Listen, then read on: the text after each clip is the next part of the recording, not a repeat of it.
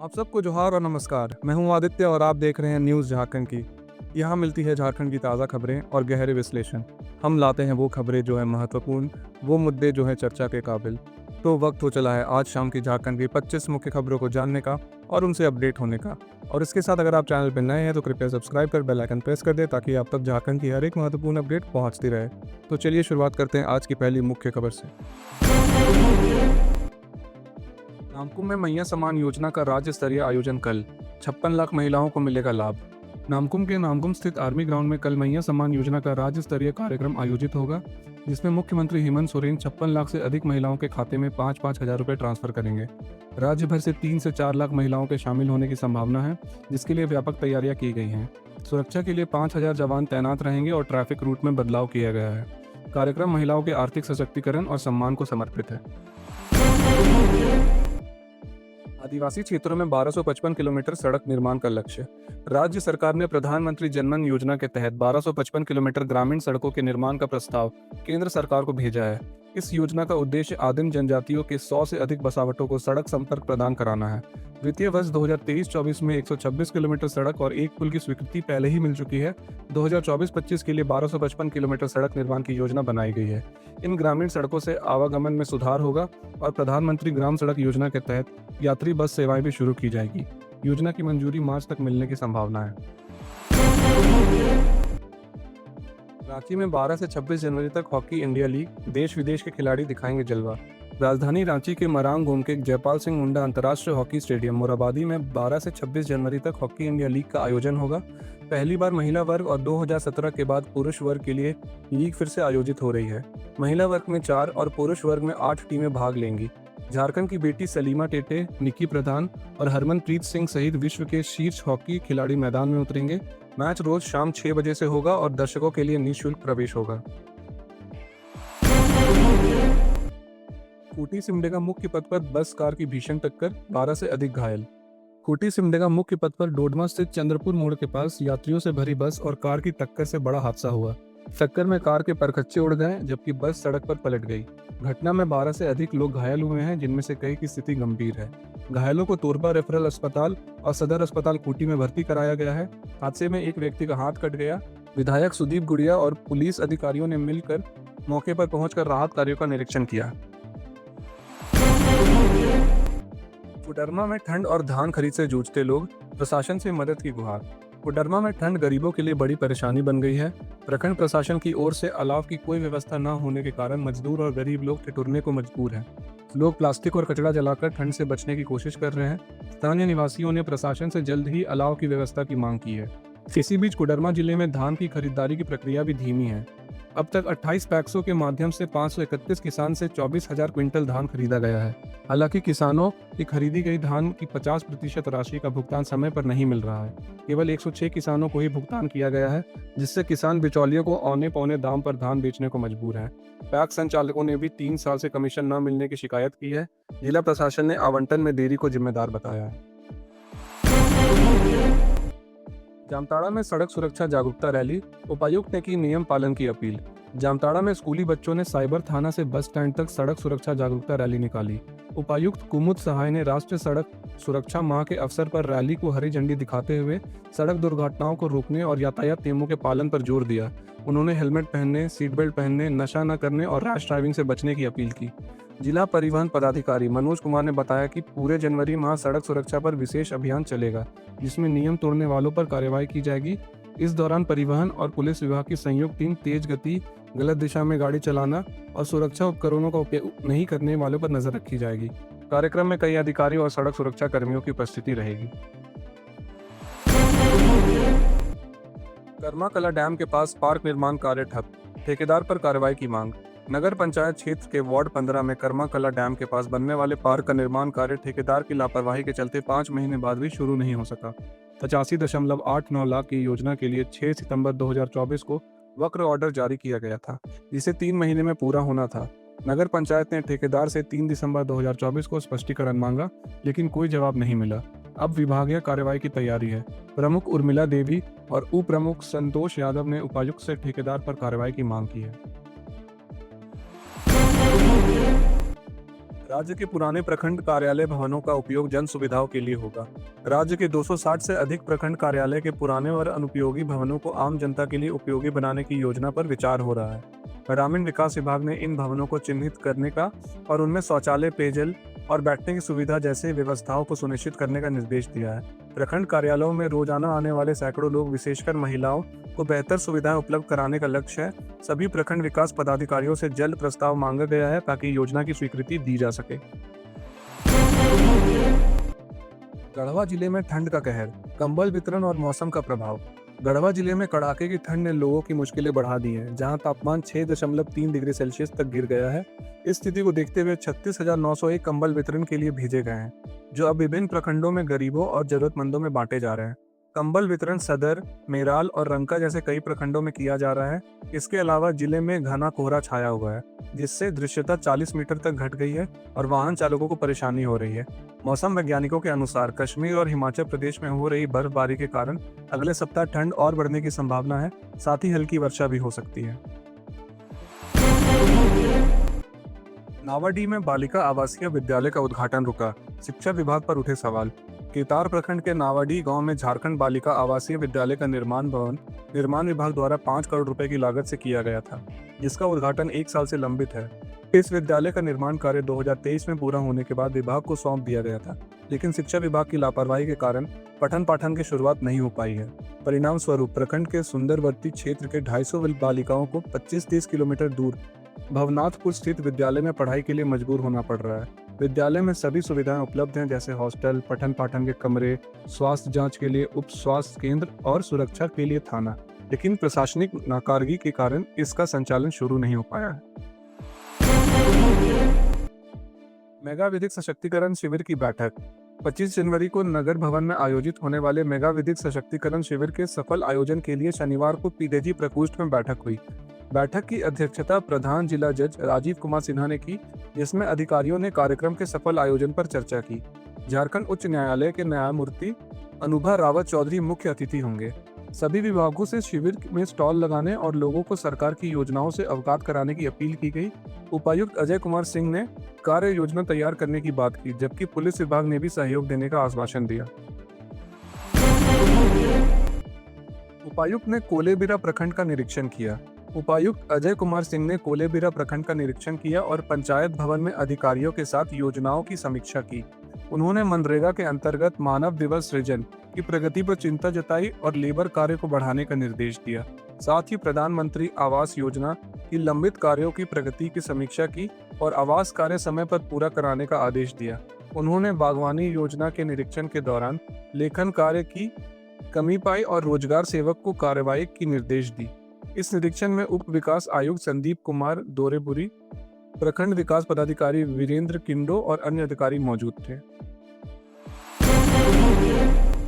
मंत्री चमरा लिंडा ने एकलव्य विद्यालय निर्माण कार्य का निरीक्षण किया। मंत्री चमरा लिंडा ने शनिवार को प्रखंड में बन रहे एकलव्य विद्यालय का औचक निरीक्षण किया और निर्माण कार्य की गुणवत्ता पर नाराजगी जताई।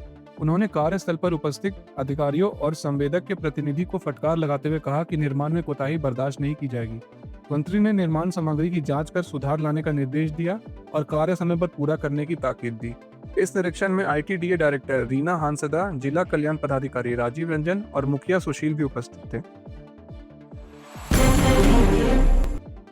चतरा में SP विकास पांडे की बड़ी कार्रवाई, भ्रष्टाचार के आरोप में थाना प्रभारी और सब इंस्पेक्टर निलंबित। चतरा जिले में SP विकास पांडे ने शनिवार को भ्रष्टाचार के आरोप में बड़ी कार्रवाई की है। वरिष्ठ नगर जोरी थाना प्रभारी प्रभात कुमार और सब इंस्पेक्टर अभय कुमार को निलंबित कर दिया गया है। यह कदम हंटरगंज की प्रमुख ममता कुमारी द्वारा SP को दी गई शिकायत के बाद उठाया गया। ममता कुमारी ने आरोप लगाया था कि थाना प्रभारी और सब इंस्पेक्टर भ्रष्टाचार में संलिप्त हैं। SP ने शिकायत के बाद मामले की जांच के लिए विशेष टीम गठित की थी, जिसमें आरोपी सही पाए गए। इसके बाद दोनों पुलिस कर्मियों के खिलाफ कार्रवाई की गई। इस कार्रवाई से पुलिस महकमे में हड़कंप मच गया है और इसे SP की निष्ठा और कठोरता के रूप में देखा जा रहा है। गिरिडीह SP डॉक्टर विमल कुमार का अपराध नियंत्रण के लिए निरीक्षण, रात में गश्त बढ़ाने का निर्देश। गिरिडीह के एसपी डॉक्टर विमल कुमार ने अपराध नियंत्रण को लेकर पुलिस पदाधिकारियों को आवश्यक निर्देश दिए हैं। एसपी ने गश्ती बढ़ाने और संदिग्धों पर कड़ी नजर रखने को कहा। शनिवार रात 12 बजे अचानक अपने बॉडीगार्ड के साथ शहर में निकल पड़े और सुरक्षा व्यवस्था का निरीक्षण किया। एसपी ने सबसे पहले चेक पोस्टों का दौरा किया जहां वाहनों की जांच होती है और जवानों को वाहनों की जांच करने तथा रात में विशेष रूप से दोपहिया वाहनों पर ध्यान देने का निर्देश दिया। इसके बाद एसपी ने उन दुकानों का भी निरीक्षण किया जो रात 12 बजे के बाद खुली थी। उन्होंने दुकानदारों से पूछताछ कर कहा कि रात 10 बजे के बाद सभी दुकानें बंद कर दी जाएं। एसपी ने नगर थाना प्रभारी शैलेश प्रसाद और इंस्पेक्टर मंटू कुमार को भी इस निगरानी रखने और कार्रवाई करने को कहा। केंद्रीय कोयला मंत्री किशन रेड्डी 9 जनवरी को झारखंड दौरे पर। केंद्रीय कोयला मंत्री किशन रेड्डी 9 जनवरी को झारखंड का दौरा करेंगे। इस दौरान वह सीसीएल और सीएमपीडीआई के कार्यों की प्रगति की समीक्षा भी करेंगे। इसके साथ ही वह सीसीएल के 200 बेड के अस्पताल की नींव रखेंगे, जिसका निर्माण रिनपास के कांके स्थित परिसर में किया जाएगा। अस्पताल के लिए सुकरहट रोड पर जमीन चिन्हित की गई है। मंत्री किशन रेड्डी गांधीनगर कॉलोनी के पीछे कर्मचारियों के लिए बन रहे आवास की भी आधारशिल रखेंगे। इस दौरे के दौरान वह मुख्यमंत्री हेमंत सोरेन से भी मुलाकात करेंगे और राज्य की कोयला कंपनियों की समस्याओं पर चर्चा करेंगे। इस दौरे पर मुख्य उद्देश्य झारखंड में कोयला उद्योग की स्थिति में सुधार और कर्मचारियों के लिए बेहतर सुविधाएं उपलब्ध कराना है। झारखंड आर्म फोर्स का 145वां स्थापना दिवस मनाया गया। झारखंड आर्म फोर्स ने अपना 145वां स्थापना दिवस रांची के जैब ग्राउंड में धूमधाम से मनाया। इस अवसर पर डीजीपी अनुराग गुप्ता ने बटालियन की वीरता की सराहना की और कहा कि पाकिस्तान भी गोरखा सैनिकों से डरता है। स्थापना 1880 में हुई थी और यह भारत की सबसे पुरानी वाहिनी है। कार्यक्रम में शहीदों को श्रद्धांजलि दी गई और यह कार्यक्रम 1 सप्ताह तक आयोजित होगा। रांची में 68वीं राष्ट्रीय स्कूली खेल प्रतियोगिता शुरू। जम्मू कश्मीर की एथलीट की तबीयत बिगड़ी। रांची में 68वीं राष्ट्रीय स्कूली खेल प्रतियोगिता आज से शुरू हो गई है, जिसमें देश भर से खिलाड़ी हिस्सा ले रहे हैं। प्रतियोगिता में भाग लेने आए जम्मू कश्मीर की एथलीट नीतू ठाकुर अचानक बेहोश हो गई और उन्हें सदर अस्पताल में भर्ती कराया गया। डॉक्टरों का कहना है कि नीतू की तबीयत तनाव, देर रात जगने या खाना न खाने के कारण बिगड़ी। इस बीच नीतू की कोच ने प्रतियोगिता की व्यवस्थाओं पर नाराजगी जताई। खासकर खिलाड़ियों के ठहरने और खाने पीने की सुविधाओं को लेकर उन्होंने नाराजगी जताई। धनबाद में अस्पताल ने बकाया राशि के कारण बच्चे का शव देने से किया इनकार। स्वास्थ्य मंत्री ने मदद की। धनबाद के गोमो निवासी 11 वर्षीय अयान अंसारी की इलाज के दौरान मौत हो गई। अस्पताल प्रबंधन ने बकाया 37,000 रुपए के कारण शव देने से इनकार कर दिया।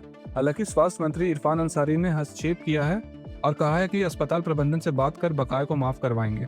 इसके बाद परिजनों को अयान का शव सौंपा गया। इस मदद के लिए अयान के मामा मकसूद अंसारी ने स्वास्थ्य मंत्री का आभार जताया। रांची में चालान से बचने के लिए नंबर प्लेट बदलने की घटना है। पुलिस कर रही सख्त कार्रवाई। रांची में ऑटोमेटिक ट्रैफिक कैमरे से चालान कटने के बाद कई वाहन मालिकों को चालान का मैसेज आया है, लेकिन उनका वाहन घर में ही खड़ा था। जांच में सामने आया कि कुछ लोग चोरी की गाड़ियों में नंबर प्लेट बदलकर चालान से बचने के लिए कोशिश कर रहे हैं। ट्रैफिक एसपी कैलाश करमाली ने कहा कि ऐसे मामलों की शिकायतें ट्रैफिक थाना में आई हैं और पुलिस ने संदिग्ध वाहनों की तलाश शुरू कर दी है। एसपी ने बताया कि अगर किसी 4 पहिया वाहन का चालान 2 पहिया वाहन से संबंधित है तो एसपी ऑफिस में संपर्क करने की सलाह दी। अब तक 12 से ज्यादा 2 पहिया वाहन पर फाइन लगाए गए हैं और इस तरह की गाड़ियों पर नजर रखी जा रही है। झारखंड में कड़ाके की ठंड। रांची में न्यूनतम तापमान 5 डिग्री सेल्सियस। झारखंड में ठंडी हवाओं के कारण कड़ाके की ठंड का दौर जारी है, जिससे राज्य के अधिकांश जिलों में न्यूनतम तापमान 10 डिग्री सेल्सियस के नीचे बना हुआ है। रांची के नामकुम में सबसे कम तापमान 5 डिग्री सेल्सियस दर्ज किया गया, जबकि चाईबासा में अधिकतम तापमान 27.8 डिग्री सेल्सियस रहा। मौसम विज्ञान केंद्र ने अगले 2-3 दिनों में न्यूनतम तापमान में मामूली वृद्धि और फिर गिरावट की संभावना जताई है। डॉक्टरों ने ठंड के इस मौसम में बुजुर्गों और बच्चों को खास ध्यान रखने की सलाह दी है, क्योंकि इस समय हार्ट अटैक और निमोनिया का खतरा बढ़ जाता है। खूंटी में सड़क हादसे में कमी, फिर भी 390 मौतें। जागरूकता अभियान जारी। खूंटी जिले में पिछले 3 वर्षों में 399 सड़क हादसों में 390 लोगों की मौत हो चुकी है, जिनमें अधिकतर हादसे हेलमेट न पहनने और तेज रफ्तार से वाहन चलाने के कारण हुआ। जिला परिवहन विभाग ने के आंकड़ों के अनुसार 2024 में 124 सड़क दुर्घटनाओं में 117 लोगों की मौत हुई, जो पिछले वर्षों की तुलना में कम है। हालांकि 2024 में 27 लाख रुपए का चालान भी वसूला गया है।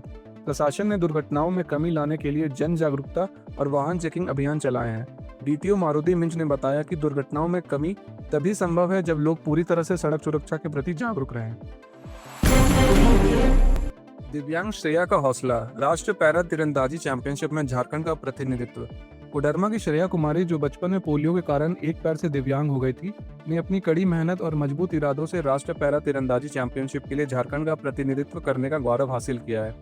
जयपुर में 8 से 12 जनवरी तक आयोजित होने वाले इस प्रतियोगिता में श्रेया 30 मीटर और 50 मीटर के लक्ष्य को भेदने के लिए प्रतिदिन 3-4 घंटे प्रैक्टिस कर रही है। उनका यह कठिन अभ्यास और परिवार का समर्थन उन्हें सफलता की ओर अग्रसर कर रहे हैं। पिछले 1.5 साल से फोकस एंड वे तीरंदाजी सेंटर के प्रशिक्षक विशाल सिंह ने मार्गदर्शन में श्रेया के कई खिताब जीते हैं। अब वह राष्ट्रीय प्रतियोगिता में मेडल जीतने के लिए पूरी तरह से तैयार है। एनआईए की बड़ी कार्रवाई। पश्चिमी सिंहभूम में नक्सलियों के ठिकाने पर छापेमारी। झारखंड में नक्सलियों के खिलाफ एनआईए ने शनिवार को पश्चिमी सिंहभूम जिले के चाईबासा में एक साथ 9 स्थानों पर छापेमारी की। यह कार्रवाई आतंकी फंडिंग मामले में की गई, जिसमें एनआईए को कई अहम सबूत मिले हैं। चाईबासा नक्सलियों का प्रमुख ठिकाना है, जहां उनके समर्थक भी उन्हें ताकत प्रदान करते हैं। छापेमारी के दौरान एनआईए ने mobile phone, memory card, SIM card और अन्य आपत्तिजनक सामग्री बरामद किए हैं। इस मामले की शुरुआत मार्च 2024 में हुई थी, जब 20 लीटर लैंड माइंस, नकद पैसे, विस्फोटक और अन्य सामग्री बरामद किए गए थे। एनआईए ने जुलाई में यह मामला अपने हाथों में लिया और अब तक कई संदिग्धों को गिरफ्तार किया गया है। मैया सम्मान के अलावा झारखंड की महिलाओं को मिले गोगो दीदी योजना का लाभ। झामुमो ने की केंद्र सरकार से मांग। झारखंड मुक्ति मोर्चा के नेता सुप्रियो भट्टाचार्य ने भाजपा पर गंभीर आरोप लगाए हैं।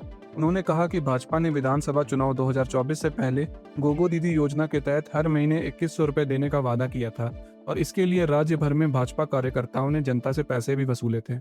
अब जब हेमंत सोरेन सरकार मैया सम्मान योजना के तहत महिलाओं को 2500 रुपए का डीबीटी देने जा रही है, तो केंद्र सरकार को चाहिए कि वो गोगो दीदी योजना के नाम पर वसूली गई राशि को वापस करे। सुप्रियो भट्टाचार्य ने आरोप लगाया है कि भाजपा ने राज्य की जनता के बीच भ्रम फैलाकर इस योजना के तहत फॉर्म भरवाने के नाम पर पैसे वसूले हैं। साथ ही उन्होंने भाजपा नेता बाबूलाल मरांडी पर निशाना साधते हुए कहा कि वे किसानों के मुद्दे पर कभी नहीं बोले और अब राज्य में फैलाए गए भ्रम पर सवाल उठा रहे हैं। ये थी आज शाम की झारखंड की 25 मुख्य खबरें। ऐसे ही झारखंड की मुख्य खबरों को जानते रहने के लिए हमारे चैनल को सब्सक्राइब कर बेल आइकन प्रेस कर दें। मिलते हैं कल सुबह 5 बजे। धन्यवाद।